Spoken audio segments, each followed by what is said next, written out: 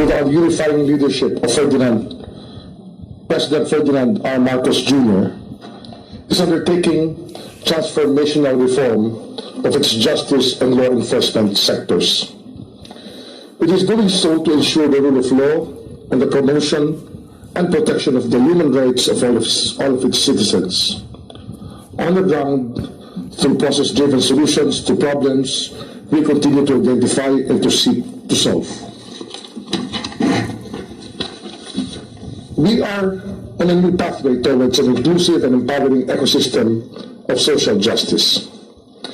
President Marcos is a consensus builder and has a deeply human approach to law enforcement and the anti-illegal drug campaign. He has reminded the Philippine National Police that the use of force must always be reasonable, accountable, justifiable, and only utilized when necessary. An internal disciplinary program has been enacted to right the wrongs of any law enforcement officials that abuse their power and the public trust. President Marcos is focused on the anti-illegal drug campaign, tackling the source of the problem. He has stated that criminal masterminds must be apprehended and punished, not small-scale users on the street. He has emphasized the need for rehabilitation, prevention, education, and assistance to victims and their families. These targeted and bold measures aim to change the culture of our judicial and law enforcement system, which have produced certain flaws and delays in the carriage of justice. They are also in line and, in some cases, go beyond international standards and best practices. At the Department of Justice, we are serious about human rights. We want to inject human rights into every step of our law enforcement and judicial processes.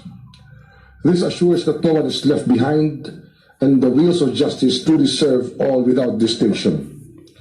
It makes for a solid foundation of a civilized, democratic society, which is at the heart of Filipino culture, identity, and history. We are reforming our system to deliver what our people deserve best: real justice in real time. Just last month, 371 persons deprived of their liberty, many of whom had already served their sentences, if not for procedural oversights, were released from prison. We are decentralizing our congested prison system. I am personally committed to continuing regular releases and aim to have 5,000 persons released by June next year. The Department of Justice is working closely with the Department of Interior and local government and the Supreme Court through the Justice Sector Coordinating Council, a mechanism for effective coordination and sharing of information, planning, and implementation of joint initiatives. We are reinforcing the interfaces between the prosecutors and law enforcement, streamlining investigative and accountability processes, and having them work together during case build-up investigation. This would improve the quality of cases that reach the courts, chances of success in prosecution, certainty of punishment, and deterrence against criminality.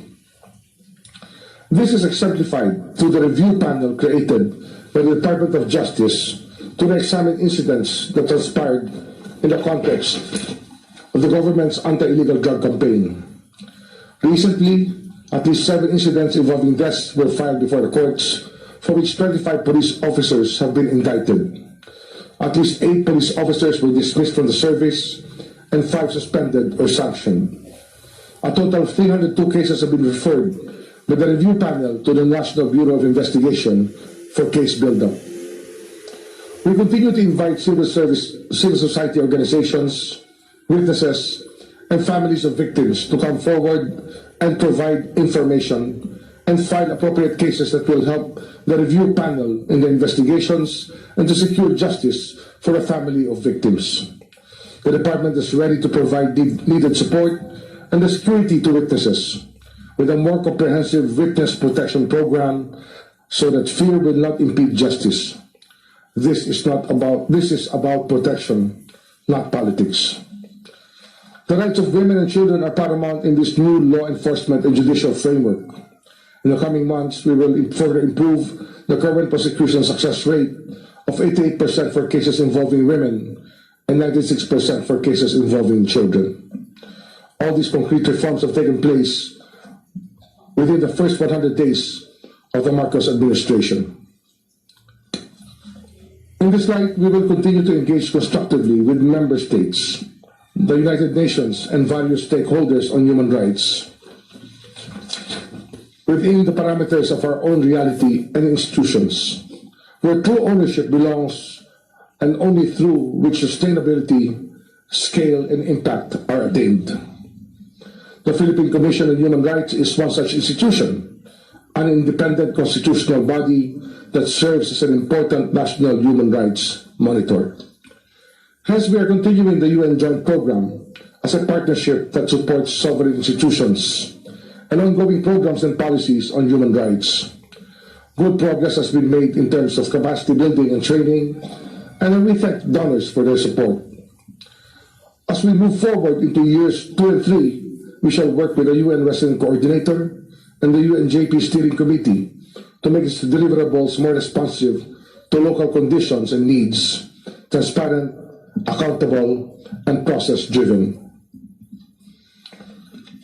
Our reforms for transformational change, for real justice in real time, will continue. There is no turning back. It is the overwhelming mandate given to us by our people.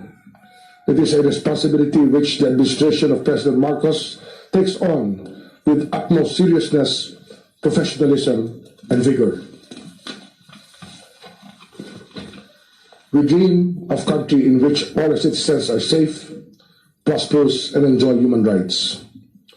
What we ask of you, the Human Rights Council and partners, is to listen to us, to understand the context of our challenges, besides us on the ground, not above us from afar, to trust that we know best what is good for our people, and to work with us to realize the vision of human rights and justice for all. I thank you.